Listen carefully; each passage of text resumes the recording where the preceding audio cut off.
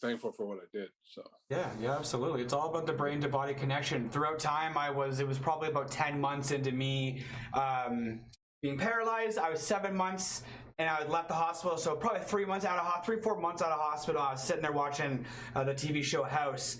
And I was still pretty paralyzed. Like my paralyzed waist down, and all of a sudden, I got my very first erection. Post paralysis. And I was like, holy fuck! Right? Like go wheel it to my bedroom. I couldn't believe it. Like there was something sexual on the TV, right? Yeah.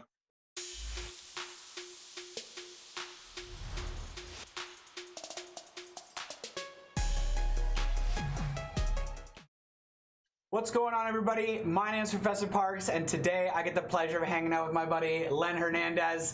He's a paraplegic out of Texas. Whereabouts in Texas are you at? San Antonio. San Antonio, Texas. He's a tattoo artist, which obviously caught my eye, being covered in ink. And I sort of wanted to know what Len's story was, and I'm sure the viewers want to know it too. Were you born in a wheelchair, or did something happen to you in life? No, actually, 2007. I had been having back pain for about 10 years prior to 2007.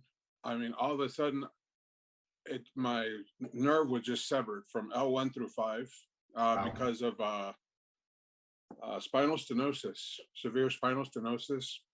It had the opening in the spinal canal had gone from a dime to a pinhead on 5 vertebrae. The day before my spine went to shit, I had golfed a full 18 holes, had a good time, normal back pain as usual. Next day was my wife's birthday, getting ready to go to the movies, and walking down the hall, and I just collapsed. Like I couldn't feel anything from my waist down. And then after that, was in the hospital for the weekend, had a laminectomy, L1 through 5, and everything came back slowly to right above my knees. Oh, so you did get some recovery then when you were in the hospital? Yeah. Okay. Yeah. I guess they caught it in time. Like it didn't fully sever the nerve, so. That's so wild, man. I'm glad that you were able to catch it to a certain point. So is that where your feeling is as well, not just your physical movement, just your knees? Yeah, from my knees down, I have no muscle control. So basically just, dead down there. Flaccid sort of paralysis situation? Yeah, it's partial paralysis or partial paraplegic. Okay, so you were a tattoo artist way prior to all this happening then, eh? Actually, no. Oh, okay. I was an airbrush artist since '93 for a company that works out in theme parks. I started with them and then did caricatures and airbrushing for. I was with the company Commons Art Shops. They're actually out of Ohio, and they were in Canada's Wonderland at one point. Oh, no way. That's where I'm at. That's a little bit away from me, man. Yeah. So I had traveled around a lot, did a lot of that art. I did that for about 23 years.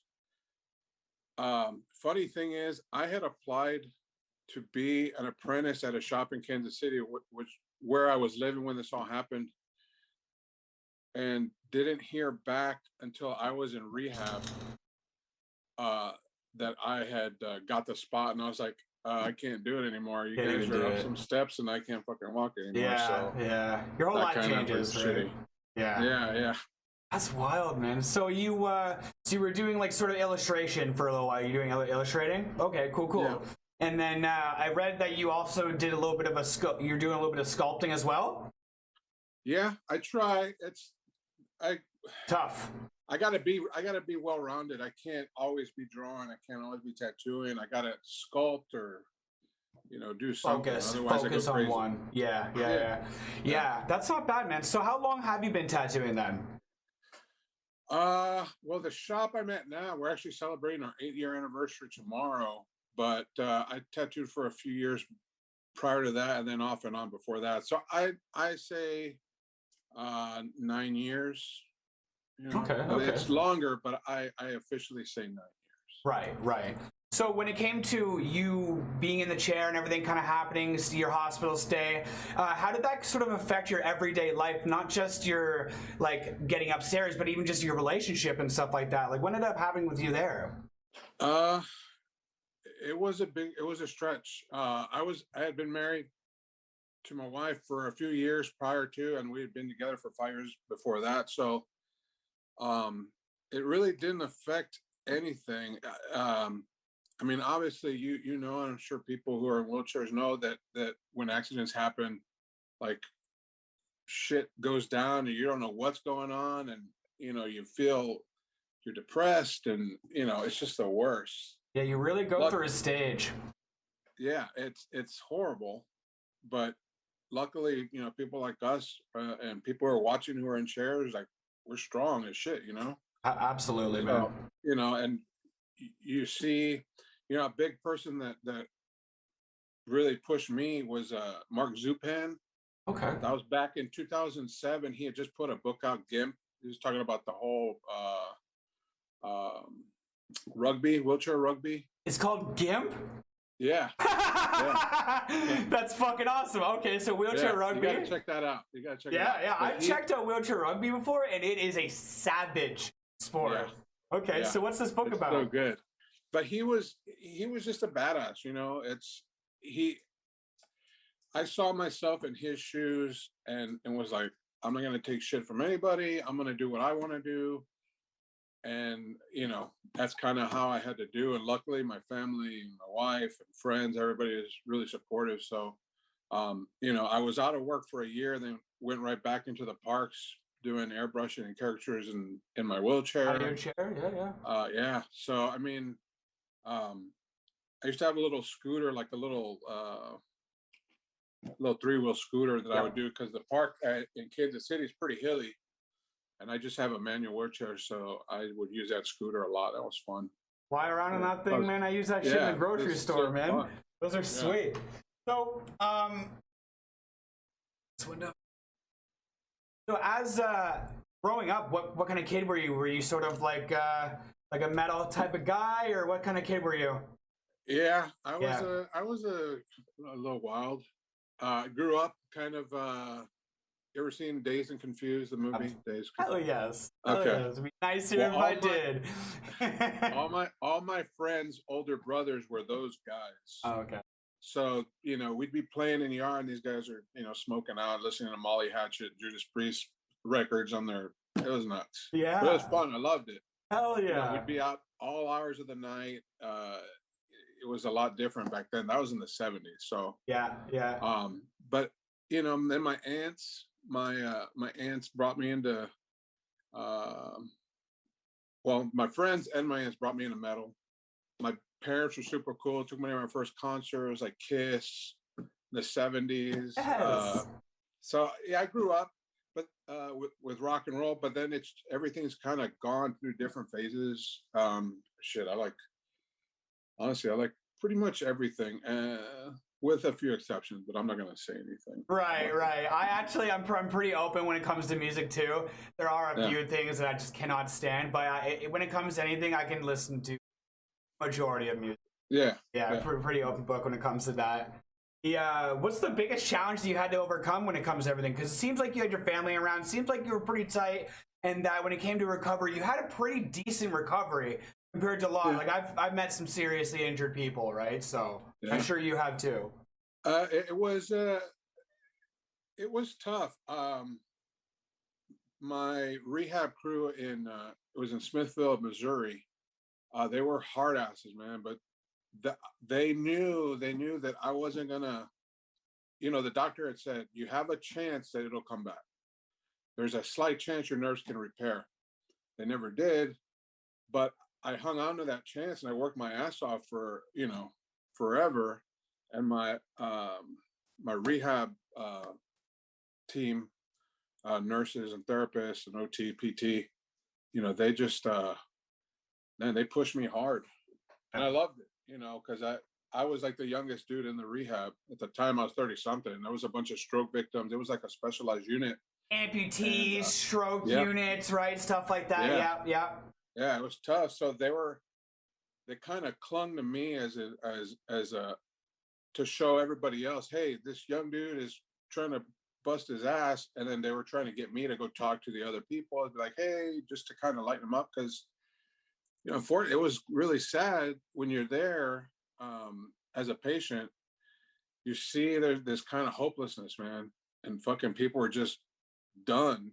And I couldn't do that. They weren't as young as me, but they were still alive. They had family, they had people there that loved them and stuff. You can't give up on shit like that. Hear their stories, So, and you're like, man, holy crap, this is like, you're just like me. Like, yeah, one day you wake, especially with the stroke units, you wake up and you're like, fuck, you're a different person all of a sudden. yeah, With me, I have an autoimmune disease myself, so it was sort of similar. Like my autoimmune disease came on throughout like a series of a week. It took sort of like for me, my body to kind of, it was the same nerves kind of like deteriorating, and I ended up being put into a coma, taking all this tests, blood work and everything. Like I was 7 months in the hospital. yeah. I saw your podcast when you talked about that. That's insane, dude. Nuts, eh? Isn't it fucking wild? Yeah, it's awesome that you owned it and you're doing your thing now. And I mean, I love seeing people not just in disabled, but with like learning disabilities or whatever, overcoming the odds and then just kicking ass. Yeah, like the best thing. Excel in life. Fuck yeah. Yeah. You take the card that was handed to you, and I mean, you do whatever with it. But in the beginning, I will never sit here and say I'm the strongest human being ever. I was crazy depressed in the first like year and a half, 2 years. And thank God I had the friends that I do, because I don't really have too much family around me. Thank God I have the friends that I do and like the support system that I do have within the family that I do have. But I'm really happy that I came out of this the way I am and sort of like going with this. And I think I'm having a lot more fun than I thought I was going to when it came to the podcast and stuff too, right? Yeah. It's just a new way of living. You learn, well, I got to do this to be happy, so I'm going to do this and fuck everything else. I started driving too. I don't know if do you drive at all? Oh yeah. Perfect. Is it hand controls? Yep. Yeah. Left hand. Okay. Yeah. That's what. Mine is too. Left hand. Yeah. The push rock system, I'm assuming, right? Yep. Okay. Yeah. The when you have. Are you able to put AFOs on by any chance, or KAFOs on? I can. Okay. And I do. It's hard though, because I played football way back in the day, and my knees are basically just styrofoam right now. Right. So even when I'm standing, it's really, really painful. Yeah. No. Okay. But I've tried them. I've used them. I can walk some with a walker, but it's over the past years, it's just my knees have deteriorated pretty badly. Honestly, you play football. What position you play? Nose tackle, defensive line, basically. Yeah, D-line all day long. Yeah, I played the whole line. I was the line. Yeah. What's your background? Hernandez. As far as like you're are you Mexican or? Yeah. Okay. Mexican American. Mexican American. That's awesome, man. That's awesome. So were your parents? Although I get mistaken for Hawaiian a lot. I was just about to ask you if you're Samoan.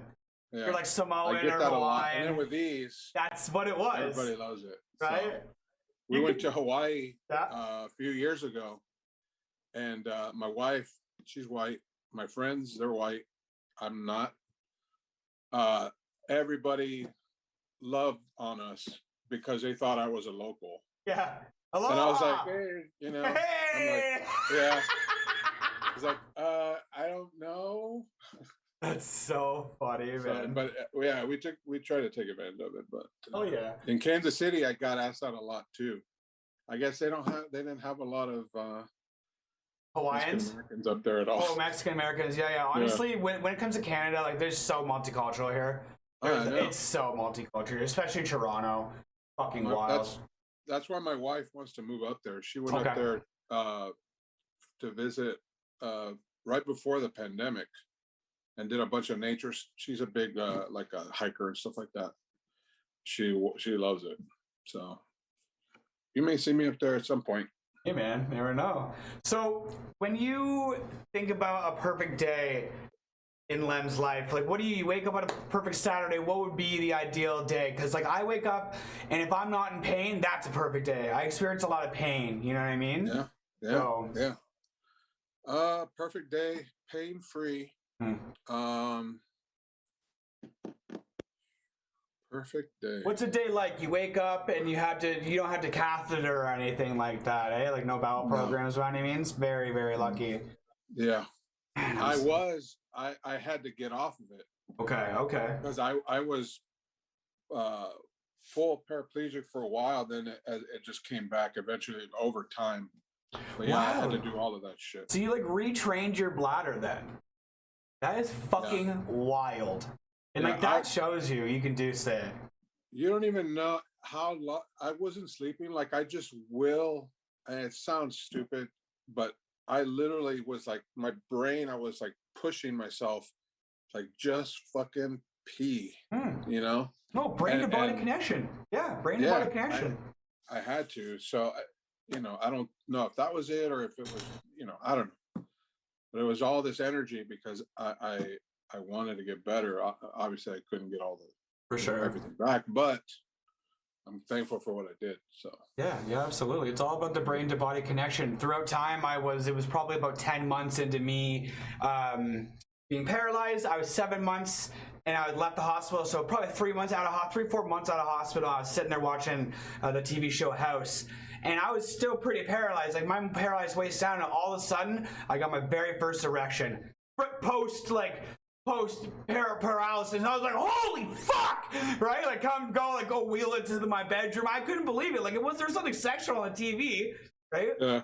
So like things like that, like these nerves, these body mind connections, like it's unbelievable what the body can do. That's why your doctors and physios try to push you so goddamn hard, right? Yeah. That's awesome. That's awesome, man. So other than being your back going out, have you ever been broken bone? Have you ever had broken bones? Been injured any other way? No, I've gotten a lot of stitches. I've been hit in the head with a hammer by my boss. Yeah. Had my appendix out, but nothing broken. Luckily, I've got I'm a big boy.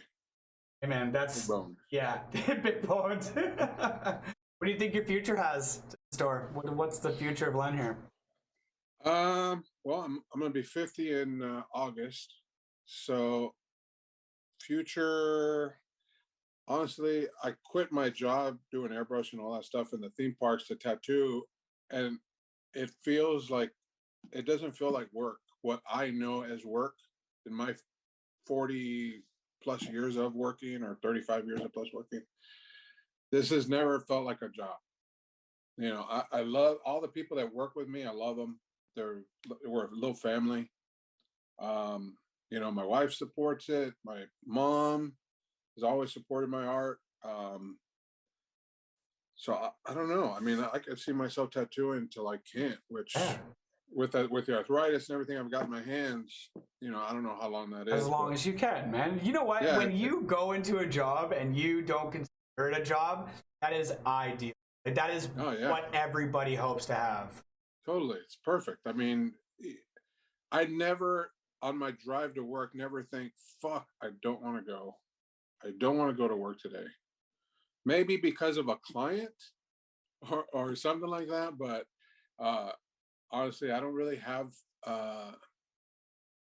any reasons that would keep me from going to work on the daily.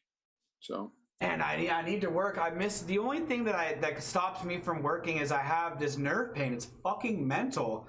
You know what I mean? Crazy. It's like being tasered, and I would love to. I'm 28 years old. I just want to get back out into the workforce. I don't want to be moving up the government. I'd like to get out there and do something. And I'm just trying. And I would hate to, like, pandemic aside, I would hate to try to commit to a job, put my disability away or whatever, like stop my disability, and then not be able to do the job, and then not have the disability to fall on, and then just be fucked. Yeah. You know what I mean? Like that's and then you add the pandemic along with it. Fuck. Like I'm stuck. Yeah, that's how can you win? You know, I think that's where it's a tough spot to be in, especially now with the whole, you know, pandemic, and then, you know, yeah, dude, I don't envy you. I wish there was something we could do as a fucking people to help, but I don't. There were so few, And I think people are just oblivious to how hard it is for us to just be what they would say normal. This what I'm in right now and what you seem you're comfortable in, I'm normal, I'm fine. Yeah. But yeah, it's hard to do the other things that they do every day that we can't do. Well, it's even like me and you, like you could say that we're normal, right? But it's still like, you look at me, I'm like half your age and I still can't work because of pain, right? And you're out here killing it. You're choosing a whole different career and loving what you're doing. It's so wild. It's so wild, the things the trials and tribulations that we had to do. Yeah, I'm very lucky. I'm very blessed. And I never say that word. I fucking hate saying that word. But anyway, the job I had before this was great. It taught me all my art skills and customer service skills and all this management stuff. And then to move into this job and use all of those skills and my art and, you know, I think, and I joke, I've got a really dark sense of humor. Yeah. I tend to think that whoever is up there, the spaghetti monster or God or whatever, said, you know what, your jobs have been so good, you can't walk anymore, you fucker. And that's what happened. Sit down, buddy. Relax Yeah, exactly. for a little while, huh? Yeah, relax, buddy. I like that. You've had enough with these jobs. I'm just going to give you better parking now. Oh, so. Yeah, I'm all about the parking, buddy. All about it. So growing up, did you ever like Len? Did everybody just call you Len, or did you have a nickname at all, or? Leonard when I'm in trouble. Yeah. Lenny when I was in elementary, and Len since my 20s. Yeah. Leonard. Yeah, so, I was gonna call you Leonard when he came on and be like, hey. That's so funny. No, that's what my wife says whenever I say something stupid or do something stupid. Leonard. When you're having a bad day, what makes you feel better? What gets you off that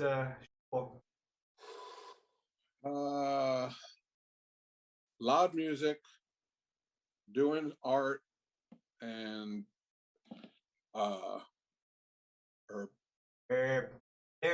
what kind of music specifically? I'm a big Radiohead fan.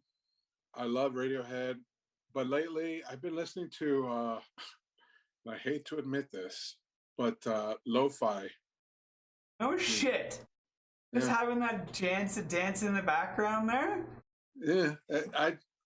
I it's either that or Rick and Morty in the background. Yes. So it's always something that I can just fill my head with but not pay attention to. Yeah, I listen to lo-fi when I'm editing videos and stuff. Yeah. Podcast, yeah.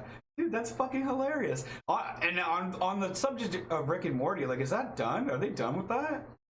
I think there's one more season. I think I saw a preview I hope so. Of season 5. I hope so, because that is like honestly one of the best shows I've ever watched. It's so fucking funny. I just got into it like a couple of months ago, and I was like, what the fuck have I been doing with my life? Yeah. It's so good. How are they not, like, how is this not like the new Family Guy or the new American Dad, Simpsons? Like, I feel like this should just be like a weekly episode type thing, like Rick and Morty, along with the fucking, because it's so good. It's so good. Yeah. I don't know. Yeah, it's pretty deep. They do some deep dives, and sometimes they'll get real, like serious, or it's kind of nuts, man. I'm enjoying it. Yeah. Every time I watch it, I've seen it a few times already, the whole series. Do you smoke cigarettes at all? No, I used to. Yep. I used to. Drink alcohol? I'll vape every once in a while. Just the little e-cig thingies. Yeah, one of these things, a little vaporizer. Probably not as big as this one, but those. Yeah. I used to have one of those big boys. And just fucking blow clouds. Clouds and shit. Yeah. If you had to sit down and think about all of your, like, all your things to give up, your addictions to give up, what do you think would be the hardest for you to give up right now? Coffee. I can't get rid. I've tried, but fuck, it's hard. Yeah.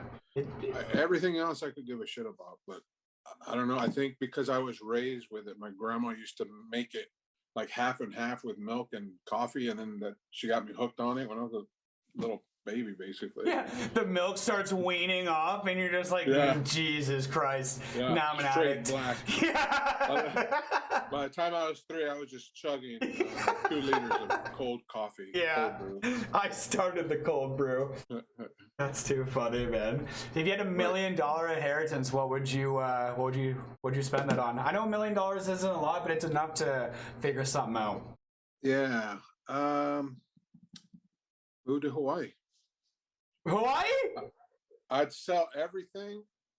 This is a plan already. We've already talked about it. Okay. We'd sell everything and just go. I'd rather be poor in Hawaii than rich in San Antonio. Okay. That's how beautiful it is. That's like, it's life-changing. I hadn't been in the ocean for 12 years before that trip because of my chair. Something that a lot of people don't know, and I hate to kind of, I'm not boasting, but I did a review of my trip on Google Trips or Google whatever, and a ton of people liked it because I was kind of telling them what it's like to be in a chair and go to Hawaii. Because for me, that was the scariest thing. I mean, again, I'm not a little guy, so when I'm in a plane, I'm already crunched in. Oh my, the aisle chair. And then flying for 14 hours, like fuck. So, and my chair is going to be okay and blah, blah, blah.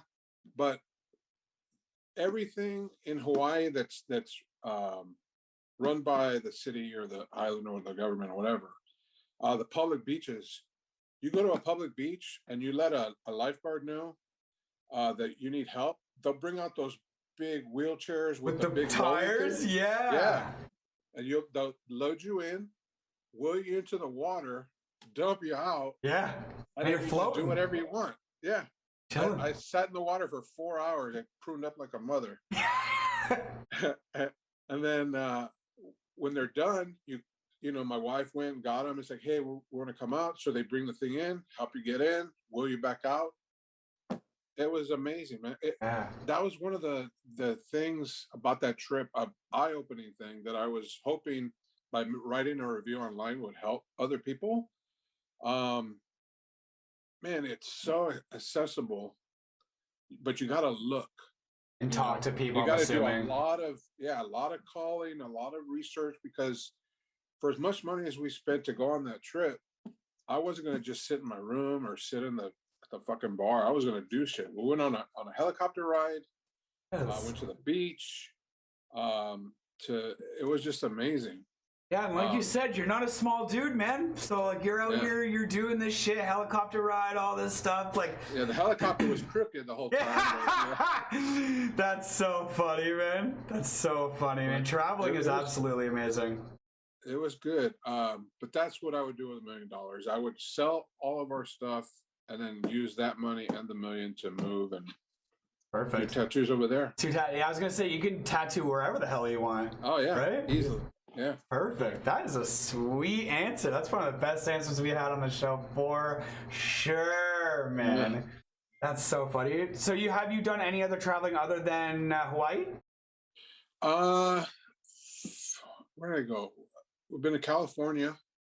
That was a few years ago, and then a lot of driving. Right. I got family. My father-in-law is in South Carolina, so that's a long fucking drive. It's like 21 hours. Stop it. Yeah. You're in 2 days or 3 days? What do you do? 2 days. 2 days, yeah. We'll stop somewhere in Georgia or somewhere. Right. But California, LA for a wedding, Hawaii, and then driving different places. But we haven't done anything since the pandemic. So yeah, that's exactly it. What's one food you can't bring yourself to eat? Picky eater? What can I not eat? Fuck. I love food, but there's some things. Yeah, me too. There's some things that I cannot. Yeah. There's some things that I cannot stand, man. Like I can't even eat a banana. Oh. I can't eat liver, and I can't eat peas by themselves. Okay. See, there it is. I'm always looking for something weird like that. Yeah. Like I can't eat bananas. It's a texture thing. Really? Too soft, man. Oh wow. Like I don't not even like a green one. I think maybe if I put it in a smoothie or something like that. But honestly, like I can't do pudding, jello, banana. Oh, Yeah, it's wow. just like a texture. Like an Yeah. oyster, no man. I can't fucking do it. I don't know what it was. So if you had a billboard of anything on it, what would you do? Just put Len's tattooing. What's your tattoo? Oh shit. Yeah. I would write be nice. Nice. I think people need to be. I mean, I can be an asshole a lot of the times, but Right. I'm more nice than an asshole. I just think people just need to be nice and be a little bit more intelligent. I wish people can be a little bit smarter. Have you always been like that, or do you feel as if like throughout all this stuff, do you sort of learn to be a better person? No, I think I've always been a pretty decent person. I hope. I Oh think my wife yeah. would have left me, and I wouldn't have any friends if I wasn't. Fair enough. Fair enough. That's right. It always helps to be nice, man. Yeah, but I I just the amount of intelligence and compassion in society in general is just taking a harsh dip, and I hate it because me and everybody I know, I feel are pretty compassionate people, empathetic people. Right. But then when you're dealing with hordes of people that are not like that, it's just rough. It's hard. Very rough. Very rough. Yeah. Yeah. I don't know. I don't like it. Usually, towards the end of the segment, I like to ask you who you look up to, and do a would you rather. Okay. Who do you look up to right now, like in life? I think you mentioned a couple earlier. Well, I looked up to my dad. He passed away a couple of years ago. Because man, he worked his ass off his whole life, and we never wanted anything and didn't get it. That wasn't necessary. But he worked his ass off for our family, so he's a big inspiration for me. And any artist that puts themselves out there and doesn't give a shit and just haters be damned. That's the way I am, man. Like any art is art, whether it be music or whatever, right? Like you, especially in music, if you're out there gonna write your lyrics, compose this, go on stage and do it, like fucking kudos to you, man. Kudos to you. Good job. Because I can't write music, sing, play an instrument. Like I can't do any of the above. So that's one of the things I miss. I used to play drums back in the day, and then I've got a little electronic kit, but I miss playing music. My brother, he took that and ran. I got the art skills and he took the music skills. The music skills? Yeah, that's awesome, man. That's awesome. So we're going to do the Would You Rather segment. Would you rather have a Texas accent and live in New York, or have a New York accent and live in Texas? Seeing as you're from Texas. Texas accent and live in New York. Yeah, Yeah, that's a given. You can't just get shit on out here. I was gonna say you can't have the New York accent out in Texas there, eh? No, man. No, man. It's not I mean, I know people who have had accents and stuff, but it's people down here are kind of dumb. Different, man. Yeah. Let's go, right? So, where can the people find you? Where can my viewers find you, Len? Len Hernandez art on Instagram and lenhernandez.com is the website. But all the other links are on that Instagram profile page. Okay, so just in the link tree here, just check out your link tree, and your Twitter is there, Facebook, YouTube. It's all Len Hernandez art. You guys are pretty fucking sweet artists for somebody who's only been doing this for 8 years. Clearly, you have some sort of background in art and portraits and stuff like that. So, I really like it. You've done a great job. Thanks, man. Yeah. If you're ever down here, Texas, man. I got you, man. Fucking right. I love it, bro. We're gonna get some ink. You already know the shop's accessible. True. I like that.